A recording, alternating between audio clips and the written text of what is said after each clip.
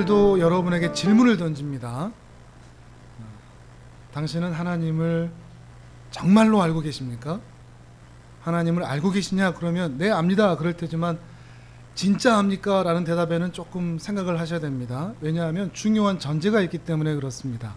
성경에서 안다라고 하는 이 단어는 단순히 지식을 알고 정보를 아는 것이 아니기 때문에 그렇죠.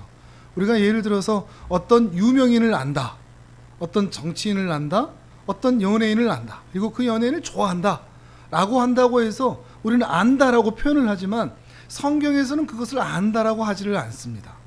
성경에서의 의미는 그게 아닙니다. 성경에서의 의미는 서로 아는 것입니다. 관계하여 아는 거죠. 우리가 유명인을 알고 연예인을 알아도 그 유명인이 저를 압니까? 나를 알아줍니까? 우리가 아무리 좋아해도 그 유명인이 나를 알지 못하면 그건 아는 게 아닌 거죠. 하나님과의 아는 것도 마찬가지입니다. 우리가 하나님을 압니다. 근데 하나님이 나를 모른다면 그건 아는 게 아닌 거죠. 그러니까 당신은 하나님을 정말로 아십니까? 라는 이 질문 안에는 하나님도 나를 아시나? 라고 하는 대답이 함께 끼어 있어야 되는 거죠. 어떻습니까? 여러분은 정말로 하나님을 아실 텐데 어떻게든 교회에서든 설교를 통해서는 계속 들어왔으니까 하나님을 다 아신다고 할 텐데 하나님도 여러분을 아실까요? 하나님이 여러분을 아십니까? 그래서 관계가 있습니까? 서로 안다는 말은 그래서 관계가 있다는 거죠. 친밀하다는 겁니다. 하나님이 낯설다. 하나님의 마음도 모르겠고 하나님이 어떤 분인지도 모르겠다. 낯설다. 하나님을 안다고 이야기하는데, 하나님을 찬양한다고 얘기하는데, 하나님을 사랑한다라고 얘기하는데 허공에다 이야기하는 것 같다. 이제 그런 개념인 거죠. 낯선 거죠. 그건 아는 게 아닙니다. 하나님을 알고 하나님이 나를 안다는 것은 하나님과의 관계가 있다는 거죠. 그 관계가 이어지는가 하는 것입니다. 근데 대부분은 지식으로 알고 정보로만 압니다. 어떤 정보죠? 예수 천당, 불신 지옥 정도로 압니다. 예수님 믿으면 천국 가고 안 믿으면 지옥 간다더라. 이 정도로만 아는 거죠. 그러니까 예수님을 믿어야 천국에 간대. 그래야 지옥에 가지 않는데, 그런데 어떻게 하면 예수님 믿을 수 있냐? 교회 다니면 된대. 그래서 교회를 다니고 있는 거죠. 이 정도의 수준으로 하나님을 알고 예수님을 알면서 자신이 하나님을 안다고 생각하는 경향들이 있다는 것입니다. 몇 번 말씀드렸지만 이러한 신앙은 나중심의 신앙입니다. 인본주의적인, 사람 중심적인, 나의 유익을 위한, 일단 지옥 갈까봐 무서워서 보험 하나, 천국 보험 하나 드는데 예수님이라는 희생자를 세워놓고 내가 그 예수님을 믿어드리고 나 그러면 천국 갈 수 있겠지라고 여기는 자세라는 것이죠. 또 이 땅에서 사는 것이 너무 힘들고 어려우니 예수님이 나의 삶을 도와주고 나의 어려움을 해결해 주는 나를 위한 수호신 정도. 예수님 믿으면 잘 되지 않을까? 좀 잘 풀리지 않을까? 예배 드리면 좀 괜찮아지지 않을까? 라고 하는 개념으로 예수님을 아는 수준에 많이 머물러 있다는 겁니다. 정말 중요한 것은 하나님이 어떤 분이신가? 하나님이 우리의 아버지라는 의미가 뭔가? 하나님께서 그 아들을 우리에게 보내주신 그 사랑이라는 것이 대체 어떤 사랑인가? 그 아들이 이 땅에 오셔서 우리를 위해 죽어주셨다는 그 뜨거운 열정과 마음은 대체 무엇인가? 라고 하는 정작 하나님에 대한 지식은 매우 빈약합니다. 그래서 그것을 설명해내지도 못하고 그 마음 가운데 그 사랑에 대한 반응도 나타나지를 않는 것이죠. 그러니 실상 우리는 하나님을 알고 있다고 예배당에 앉아 있기는 하지만 하나님을 잘 모르는 것입니다. 하나님을 잘 모르면 어떤 일이 나타나느냐? 하나님을 오해하게 됩니다. 하나님에 대한 오해가 생깁니다. 성경에서 말하는 하나님을 잘 알지 못하니까 오해할 수밖에 없죠. 근데 어떻게 오해할까요? 성경에서 말하는 하나님에 대해서 모르니까 우리의 경험에 따라서 세상에서 흔히 말하는 신에 대한 개념, 다른 종교에서 또는 신이라는 이뤄야 되지 않을까라고 하는 그 신에 대한 개념을 끌어와서 하나님도 이러겠지라고 생각하는 겁니다. 그렇게 하나님을 믿는 거죠. 세상에서 흔히 말하는 신의 개념으로 하나님을 갖다 붙이는 거죠. 예를 들어서 출애굽하고 나서 이스라엘 백성들이 모세가 시내산에 올라갔을 때 하나님을 만들어 달라고 그러지 않습니까? 뭘 만들죠? 금송아지를 만들죠. 금송아지를 어디서 본 겁니까? 애굽에서 본 겁니다. 애굽에서 무수히 보았던 신의 형상 중에 하나죠. 근데 그 금송아지를 향해서 뭐라고 부릅니까? 여호와 하나님이라고 부릅니다. 하나님이라고 부르고 하나님께 예배는 하고 있는데 그가 하나님일까요? 아니죠. 애굽에서 경험했던 신의 또 다른 모습일 뿐입니다. 이건 바른 믿음이 아니죠. 분명히 하나님을 부르고 있습니다. 하나님께 예배하고 있고 그 하나님 앞에서 춤추고 있습니다. 그런데 그 신앙을 하나님은 전혀 인정해 주지를 않으신다는 것입니다. 다른 종교에서 흔히 말하는 신의 개념, 어떤 개념일까요? 기독교는 하나님과 우리와의 관계를 아버지와 아들이라고 합니다. 부모 사이, 부모와 자녀 사이라고 표현하죠. 다른 종교에 이렇게 이해하는 종교가 있나요? 부모와 자녀 사이. 그렇지 않습니다. 조물주와 피조물 사이죠. 조물주에게 원하는 게 뭐죠? 사람들이 왜 신에게 가서 조물주에게 공을 들이죠? 조물주의 능력을 원합니다. 전능함을 원하죠. 그래서 내 인생에 어떤 유익이 있기를 바라는 마음으로 그 신에게, 각자의 신에게 비는 것입니다. 아들을 점지해 주라 라는 것에서부터 시작해서 사업이 잘 되게 해주라, 이리 가면 좋으냐 저리 가면 좋으냐, 우리 자식들을 잘 되게 하고 건강을 회복해 주라 라는 것으로 신에게 가서 비는 것입니다. 그래서 빌기 위해서 신에게 계속해서 잘 보여야 합니다. 신의 마음을 만족시켜야 됩니다. 그래서 공을 드린다고 하죠. 불공을 드립니다. 세상의 종교들의 특징, 열심을 내지 않으면 결코 잘해주지 않습니다. 아무것도 하지 않는데 그 종교의 신이 잘해준다는 종교 본 적이 있습니까? 없습니다. 몸이든 돈이든 헌신이든 하여튼 열심히 지극정성, 그래서 지성이면 감천이라고 하죠. 대표적인 모습이죠. 비나이다 비나이다, 이것을 통해서 신을 감동시키는 것이 세상 종교들의 특징입니다. 근데 이 특징이 어디까지 들어왔다고요? 기독교 안에도 들어와 있다고요. 그래서 신자들이 하나님께서 말씀하신 그 내용이 아니라 비나이다 비나이다라고 합니다. 잘해야 돼 잘해야 돼, 신에게 잘 보이기 위해서, 하나님에게서 잘 보이기 위해서 헌신하고 열정을 내고 열심을 내고 봉사하는 것이죠. 그래서 우리가 하는 말이 뭔가 하면 기도해야 돼, 예배해야 돼, 예배 빠지면 안 돼, 봉사해야 돼, 헌금해야 돼, 그래야 잘 돼 라고 우리도 말하고 있는 것입니다. 그래야 신앙이 좋은 것이라고 말을 합니다. 성경에서 그럽니까?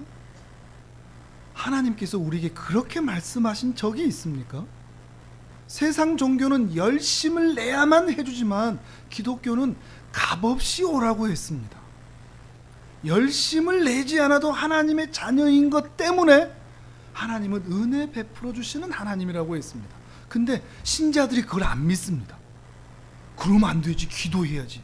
그러니까 우리가 늘 뭔가 일이 꼬이고 잘 안 된다 그러면 뭐라고 얘기하죠? 기도가 부족해, 헌금이 부족해, 헌신이 부족해. 자꾸만 이런 쪽으로 가는 겁니다. 그래야 신앙이 좋고 하나님도 은혜 베풀어 주시고, 그렇게 하지 않으면 하나님이 미워해, 이런 말들을 하는 거죠. 우리 기독교 안에도, 우리 신앙인들 안에도 이런 모습들이 너무나 들어와 있다는 것입니다. 그리고 이런 신앙의 열심으로 우리의 신앙을 확인하고자 합니다. 그래야 신앙이 좋은 것으로 말이죠.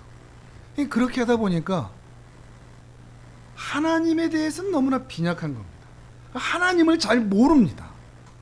하나님과 관계가 있다, 이건 모릅니다. 분명히 기도합니다.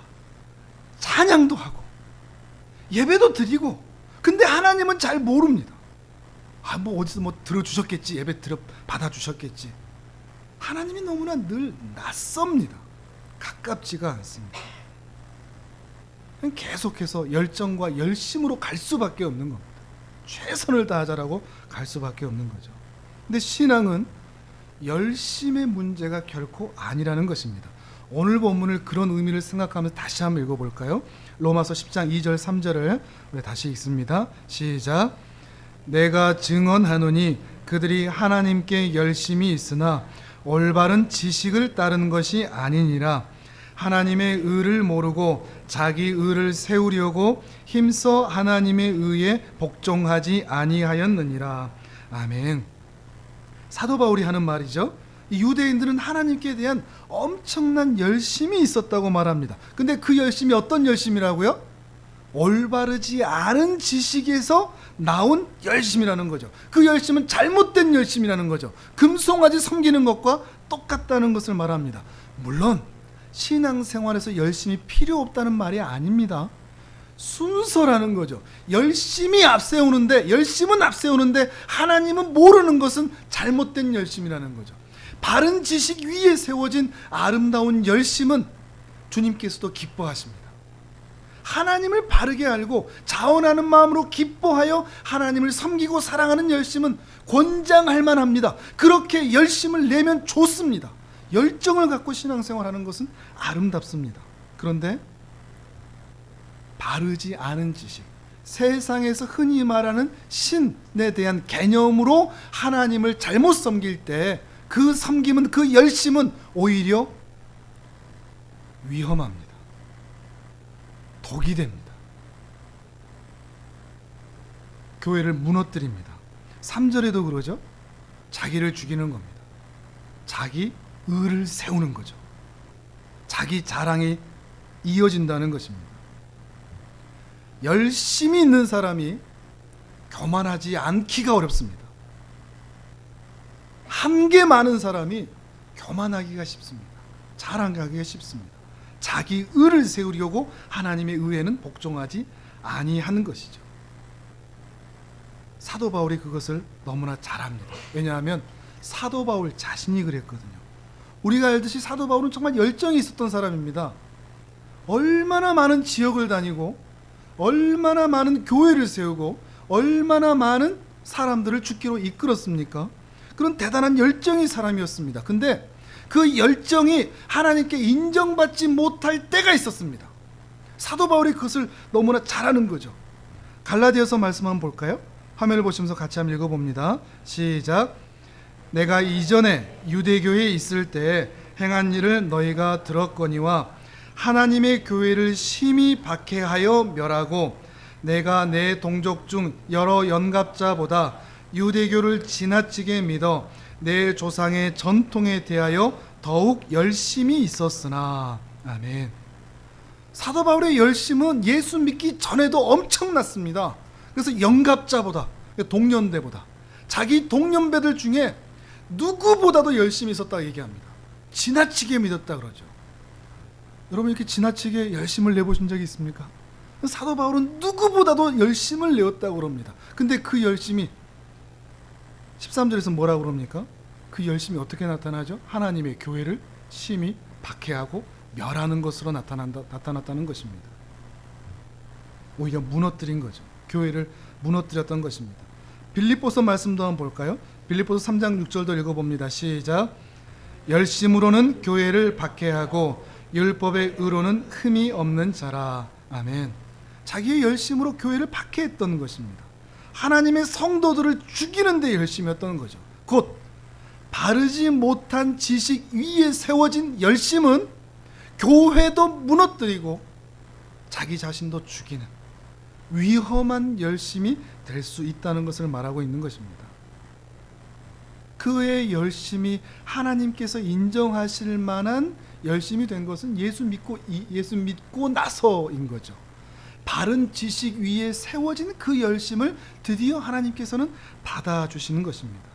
그러니 열심이 있다고, 참 저 사람 열심히 해, 몸이 저렇게 아픈데도, 상황이 저렇게 안 좋은데도 정말 열심히 해, 정말 열심히 전도해, 그렇다고 그것이 반드시 바른 신앙의 표지일 수는 없다는 것입니다. 그 열심으로 자기 자신을 의롭게 하고 오히려 교회를 무너뜨린다면 말이죠. 그런데 정말 문제는 오늘날에도 이런 거짓된 열심을 부추기는 일들이 굉장히 많이 있다는 거죠. 교회에서도, 또 교회 지도자들도 말이죠. 물론 교회에는 열심이 필요합니다. 사람들이 모여있는 조직이기 때문에 열심히 있는 사람들이 있어야 교회는 더욱더 평안하게 안정적으로 움직입니다. 누군가의 희생이 필요합니다. 그런데 그 열심과 희생이 교회를 세우는, 그 교회를 유지하게 하는, 조직을 유지하게 하는 그 열심과 희생이라는 것이 위로부터 부어지는 하나님의 은혜로 말미암아 자원하여 기쁨으로 행하는 행함과 열심이 아니라면 교회는 유지될 수 있으나 하나님은 그것을 받지 않으신다는 것이죠. 그리고 이 시대에도 많은 지도자들이 교회를 유지하기 위해서 성도들을 동원하죠. 열심을 내라고 하죠. 열심히 해야 복 받는다고 하죠. 많이 들어보셨죠? 열심히 해야 신앙이 좋은 것이라고 생각을 합니다. 기도도 그렇고, 새벽 기도 자리 지켜야 돼. 그래야 복 받아. 그래야 교회가 잘 돼. 헌금을 제대로 해야, 11조를 제대로 해야 사업이 잘 돼. 어떤 어려운 일 안 생겨. 이런 이야기들이 다 거기에서 시작되어 나타난 것입니다. 근데 어느새 성도들이 거기에 세뇌가 되어 있습니다.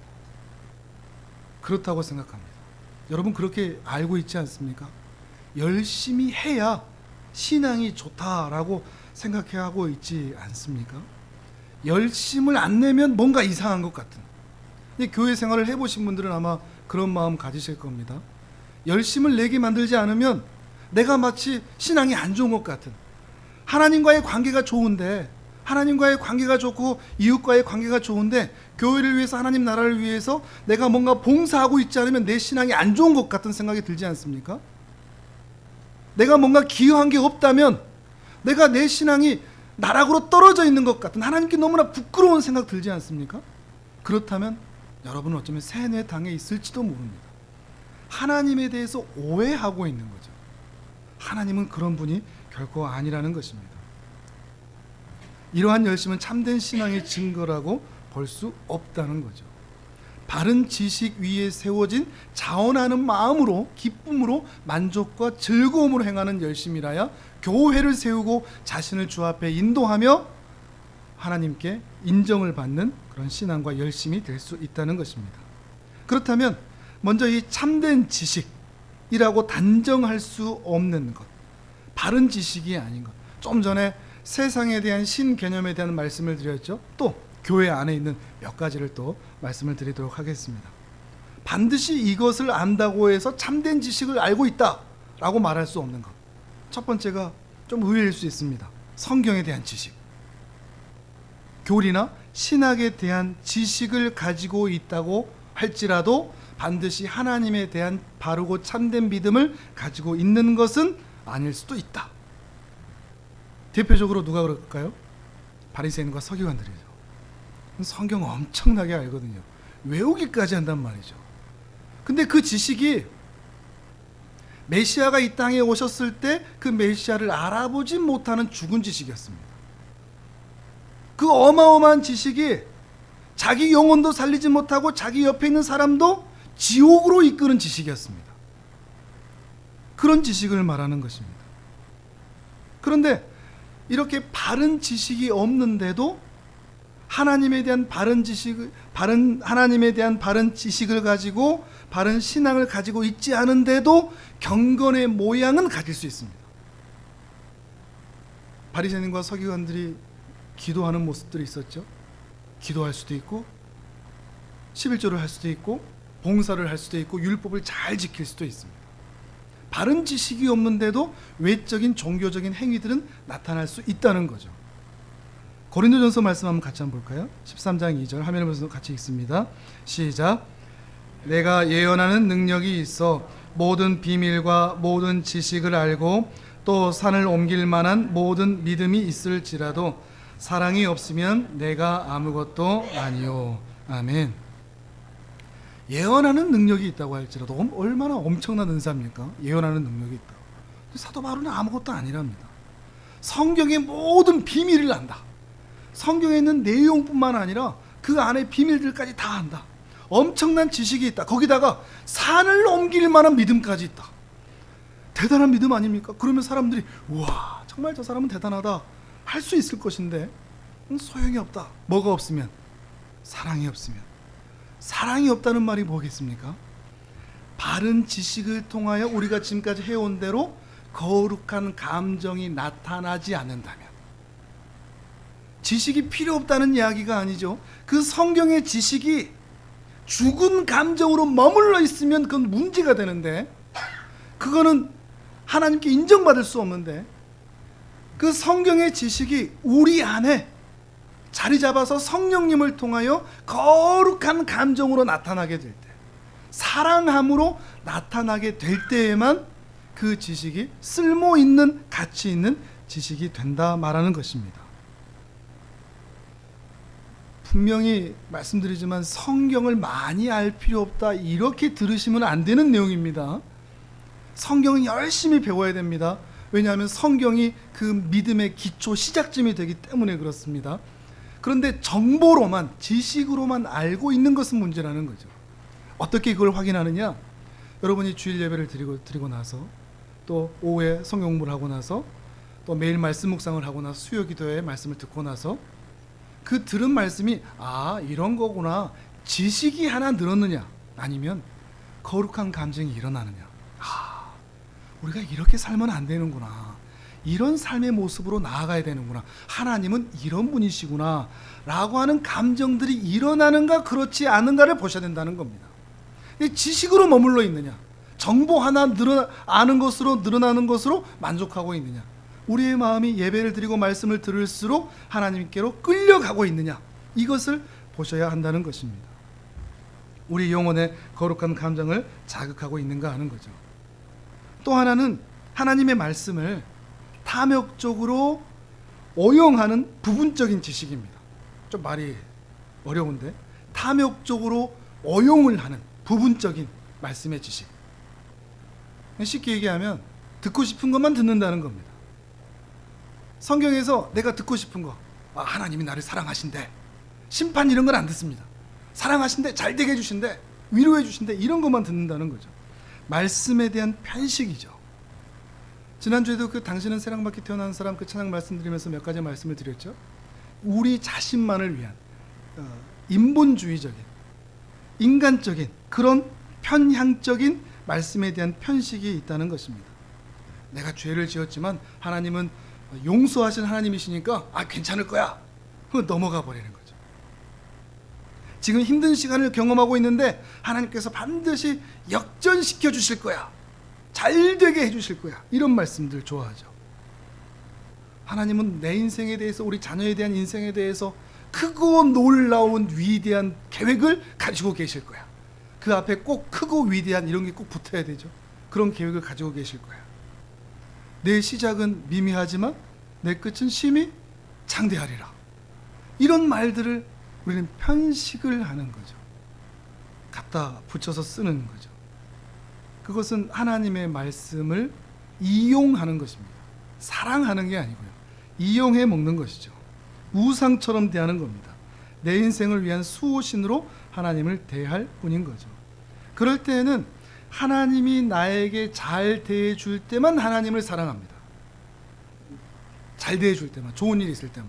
근데 고난이 생긴다, 응답이 좀 늦다, 잘 안 된다, 그러면 하나님도 별로 신통하지 않는 것 같아 로 가버리는 거죠. 하나님을 어떻게 보는가 하는 것이 드러나는 것입니다. 하나님에 대한 심판의 말씀, 책망의 말씀, 이런 말씀도 마음에 와닿지를 않습니다. 책망을 잘 들을 수가 없습니다. 지옥과 심판에 대한 설교도 이 시대에 많이 줄어가는 이유가 바로 그런 데 있겠죠. 소위 은혜로운 설교만 듣기를 원하니까요. 여러분이 만약에 한 부분이라도 이런 식으로 말씀을 여러분이 대하고 있었다면 우리가 오늘 교정해야 할 필요가 있다는 것입니다. 그것은 참된 지식이라 할 수 없다는 거죠. 그렇다면 참된 지식이란 뭐냐? 단순히 정보가 아니라고 그랬죠. 하나님에 대한 바른 지식.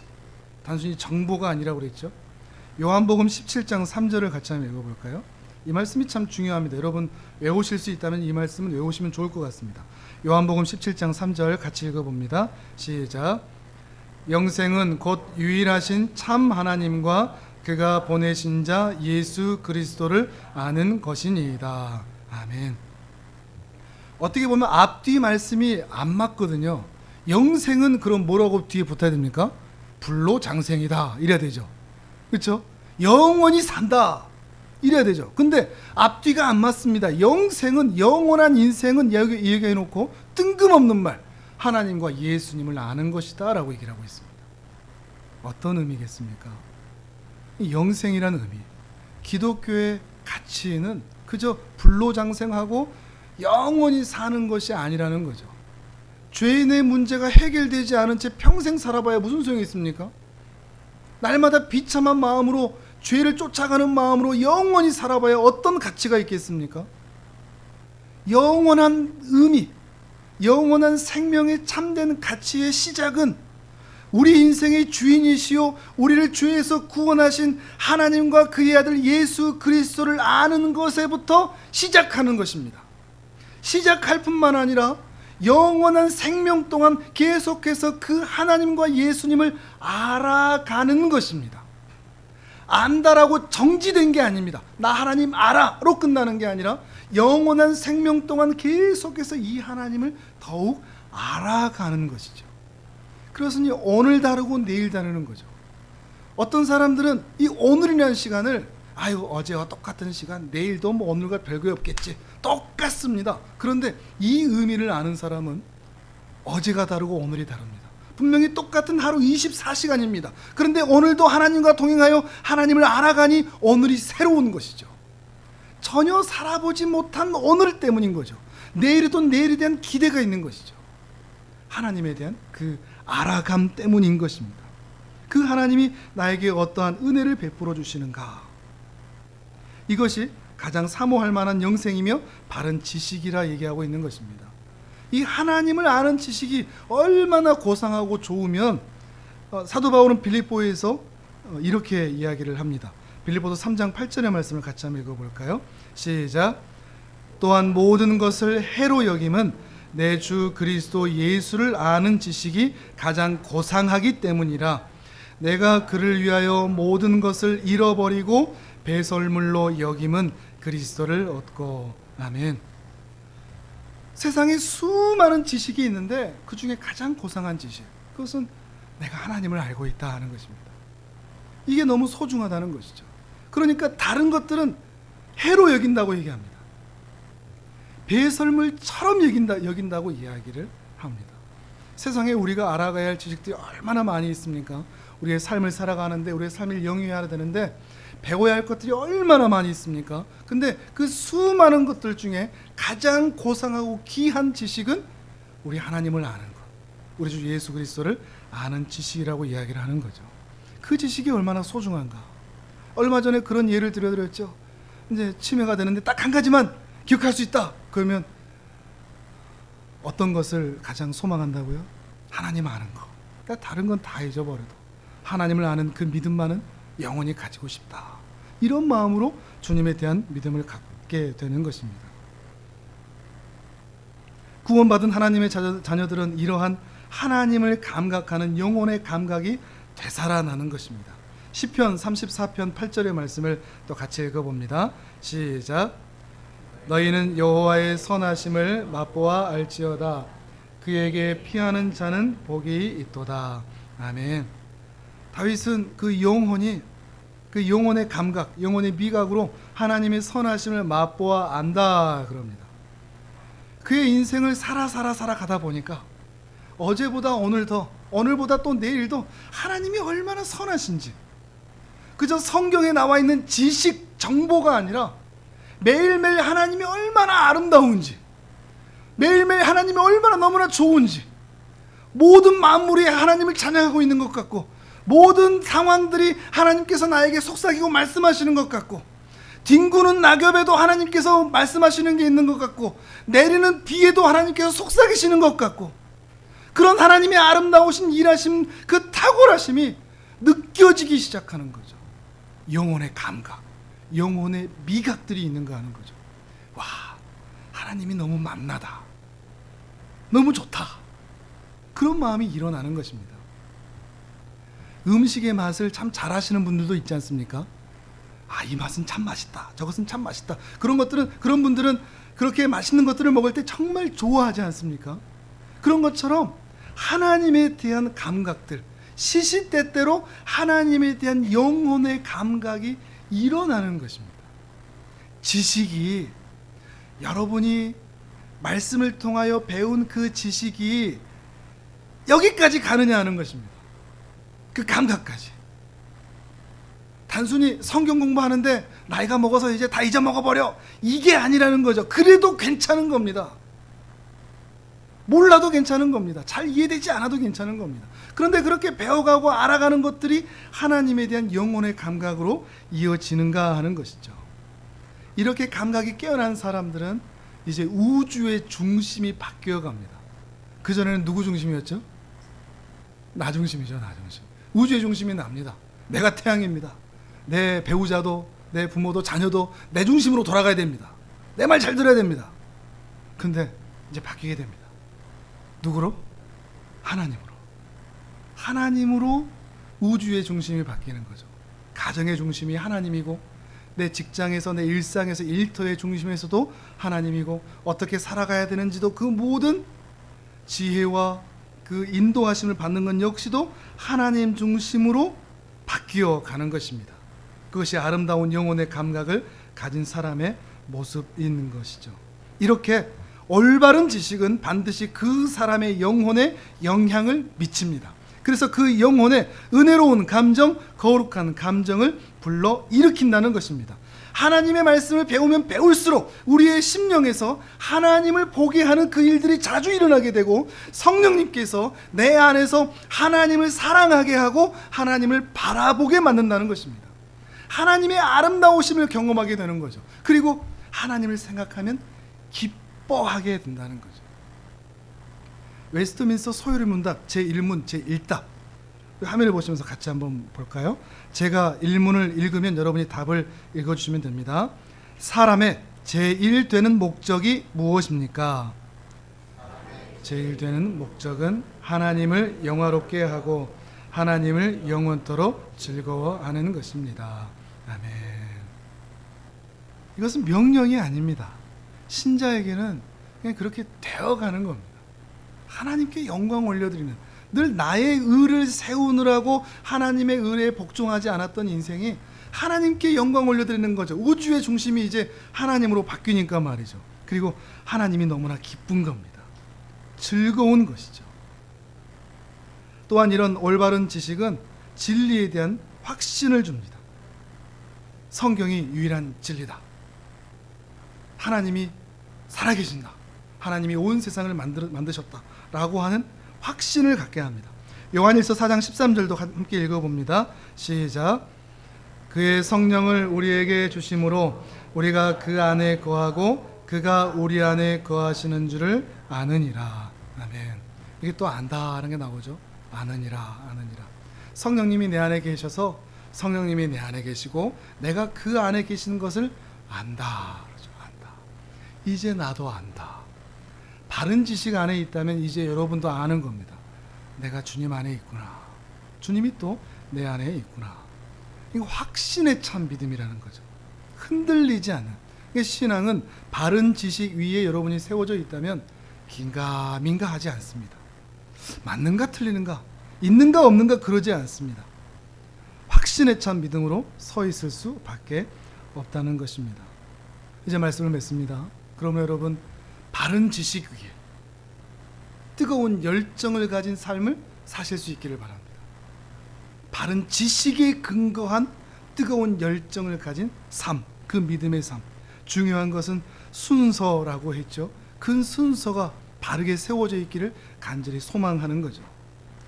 이런 믿음이 세워지기를 사도 바울 역시도 기도했습니다. 또 한번 읽어볼까요?